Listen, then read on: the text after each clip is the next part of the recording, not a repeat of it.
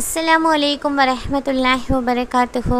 உங்களை திட்டக்கூடியவங்க யாராவது இருந்தால் அவங்களுக்கு இந்த வீடியோவை நீங்கள் ஷேர் பண்ணுங்கள். ஏன்னா நபி ஸல்லல்லாஹு அலைஹி வஸல்லம் சொல்லியிருக்காங்க, யார் பிறரை ஏசுகிறாங்களோ அவங்க அல்லாஹுடைய பார்வையில் தாழ்ந்தவர்களாக இருக்காங்கன்னு. இன்ஷா அல்லாஹ் இத்தகைய செயலை விட்டு வல்ல ரஹ்மான் உங்களையும் என்னையும் பாதுகாப்பானாக. ஆமாம், நபி ஸல்லல்லாஹு அலைஹி வஸல்லம் என்ன சொல்லியிருக்காங்க, உங்களுக்கு பிடிச்சா நீங்கள் பேசுங்க, இல்லைன்னா நீங்கள் அமைதியாக இருந்துருங்க. யாரை பற்றியும் புறமும் பேசக்கூடாது, அவர்களுடைய வாழ்க்கையை பற்றி விமர்சிக்கவும் கூடாது.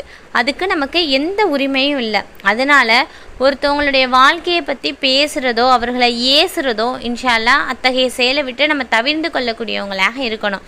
நீங்கள் அல்லாஹுடைய பார்வையில் தாழ்ந்தவர்களாக ஆயிட்டீங்க அப்படின்னா உங்களுடைய நிலைமை என்னன்னு கொஞ்சம் யோசிச்சு பாருங்கள். நீங்கள் தினமும் கையேந்திர அல்லாஹ்கிட்ட நமக்கு ஒரு மதிப்பு இருக்குது, அல்லாஹுடைய அடியான்னா என்னை அல்லாஹாலா பார்க்கக்கூடியவனாக இருக்கான், என்னுடைய தேவைகளை செவியுறக்கூடியவனாக இருக்கான்னு நீங்கள் நம்புறீங்க.